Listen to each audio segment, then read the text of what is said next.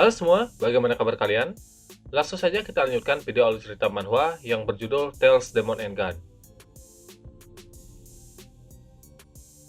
Melanjutkan cerita sebelumnya, di mana Nili sudah tersadar dari pingsannya selama 2 bulan. Dia berbicara kepada teman-temannya dan mengucapkan terima kasih kepada ayah mertuanya. Mendengar Nili berterima kasih dan meminta maaf, membuat Yesong merasa aneh. Dia tertawa, apakah karena Nili sempat koma, membuatnya menjadi sopan seperti ini? Suasana pun menjadi canggung. Mereka semua terdiam. Kemudian Yesong mulai batuk. Dia mengatakan kalau sekarang Nili adalah harapan bagi kota Glory.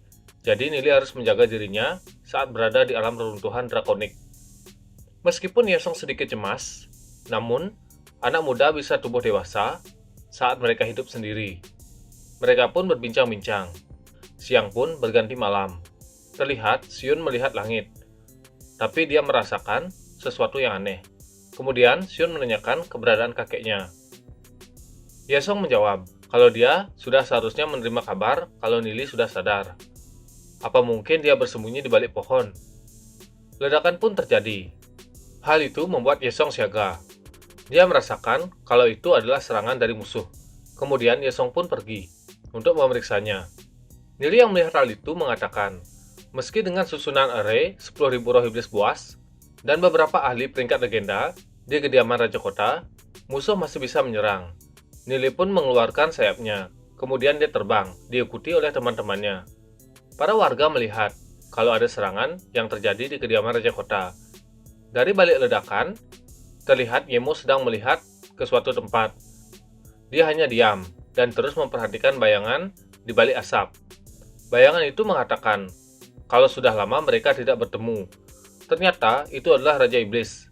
Raja Iblis tidak menyangka kalau Yemo bisa menemukannya, meskipun dia sudah bersembunyi. Yemo mengatakan kalau Raja Iblis berani datang ke kota Glory. Raja Iblis menjawab, meski tampaknya kota Glory tidak menyambutnya, tapi dia lahir di sini. Yemo merasakan aura yang begitu kuat. Kekuatan hukum Raja Iblis bisa menekan Yemo. Yemo mengatakan kalau Raja Iblis sudah mengkhianati kota Glory, dan dia sudah diasingkan dari kota Glory. Raja Iblis tertawa. Dia berkata, kalau siapa yang sebenarnya berkhianat, Raja Iblis atau kota Glory. Tapi hal itu sudah berlalu. Seharusnya Yemo senang, karena Raja Iblis tidak mempermasalahkannya. Raja Iblis mengepalkan tangannya. Yemo menanyakan, apa tujuan Raja Iblis datang ke sini? Raja Iblis tertawa. Dia mengatakan ada sesuatu yang dia inginkan. Kalau Yemo memberikannya, dia akan melepaskan kota Glory. Tapi kalau tidak, Raja Iblis akan meratakan kota Glory. Yemo menanyakan kembali apa yang Raja Iblis inginkan. Raja Iblis menjawab, kalau sudah jelas, dia meminta Yemo menyerahkan batu roh iblis buas. Dia bisa berjanji tidak akan melukai nyawa seorang pun jika Yemo menyerahkannya. Nili yang melihat Raja Iblis pun bergumam, apa yang terjadi? Kenapa dia datang ke sini? Demi batu roh iblis. Iblis buas apa yang paling diinginkan oleh Raja Iblis? Padahal dia sudah memiliki iblis Dark Hell 8 tangan. Iblis buas seperti apa lagi yang dia inginkan? Yemo mengatakan, kalau dia tidak paham apa yang dimaksud Raja Iblis, dan menyuruhnya agar segera meninggalkan kota Glory. Raja Iblis menjadi kesal, dan mengeluarkan tekanan yang sangat kuat. Yemo berusaha bertahan dari tekanan yang diberikan oleh Raja Iblis. Nili melesat terbang ke arah Raja Iblis. Dia tidak menyangka, bahkan Yemo tidak bisa menahan tekanan dari Raja Iblis. Nili mengeluarkan kekuatannya, dan menghancurkan tekanan dari Raja Iblis. Dia berada di depan Yemo. Raja Iblis yang melihat Nili mengatakan, kalau bukan karena Nili, kota Glory sudah menjadi miliknya. Kalau Nili terus menghalanginya, dia akan membunuh Nili. Nili menjawab, kalau mereka sudah pernah bertarung. Kalau Raja Iblis yakin bisa membunuhnya, maka majulah. Teman-teman Nili berusaha menyerang Raja Iblis secara bersama-sama. Mereka semua mengeluarkan serangan. Ledakan pun terjadi. Nili mengatakan, meski hukum nerakanya kuat, tapi seharusnya dia tidak bisa menahan serangan mereka semua. Nili terkejut. Dia melihat Raja Iblis sudah bergabung dengan roh iblisnya dan keluar dari ledakan tersebut. Kemudian berteriak dan mengeluarkan tekanan. Nili berusaha menahannya. Kemudian Nili juga bergabung dengan roh iblis pandanya. Nili mengeluarkan serangan ke arah Raja Iblis. Ledakan pun terjadi. Terlihat Raja Iblis menghancurkan serangan Nili menggunakan keenam lengannya, yang semuanya memegang senjata. Dia bergerak ke arah Nili.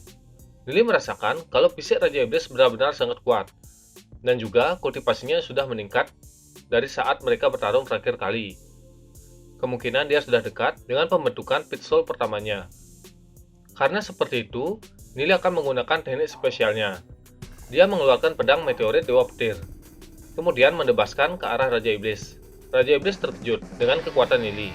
Dia berkata kalau Nili masih menyembunyikan kekuatannya. Serangan Nili dilancarkan ke arah Raja Iblis. Raja Iblis juga memanggil senjata gadanya, kemudian melawan serangan Nili. Yesong menyuruh semua orang agar berlindung.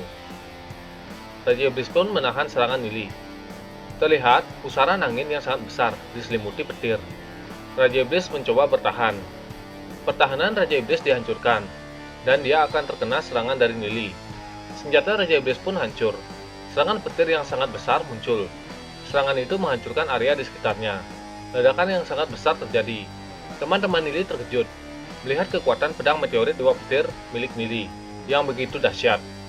Kemungkinan Raja Iblis sudah menjadi daging panggang. Yesong menanyakan, apakah ini juga yang dilakukan Nili saat membunuh troll abis? Nili memperhatikan Raja Iblis, kemudian dia berteriak kalau Raja Iblis tidak terkena serangan petir tersebut. Raja Iblis bergerak dan menyerang Lucy. Gerakannya sangat cepat. Lucy pun tidak sempat menghindari serangan Raja Iblis. Kemudian Raja Iblis menyerang teman-teman Nili yang lainnya. Nili melihat serangan Raja Iblis terlalu cepat. Kemudian Raja Iblis pun mengarah ke Yesong. Yesong yang sudah siap pun mengeluarkan pedangnya. Dia sangat marah melihat Raja Iblis menyerang Xion.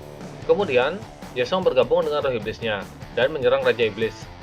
Serangan pun akan dilancarkan oleh Yesong. Tiba-tiba Raja Iblis yang sebelumnya berada di depan Yesong menghilang.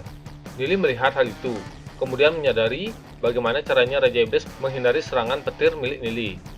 Nili pun mencoba menganalisa cara bertarung Raja Iblis, kemudian menyadari kalau Raja Iblis ada di belakang Yesong. Tanpa bisa mengelak, Yesong pun sudah diserang oleh Raja Iblis. Nili berencana mengeluarkan serangan pedang meteorit Dewa Petirnya. Sebelum serangan itu mengenai Raja Iblis, serangan itu pun dihentikan. Raja Iblis berkata kalau refleks Nili cukup bagus. Kalau tidak, Nili akan membunuh Yesong. Terlihat Yesong sudah dicekik oleh Raja Iblis.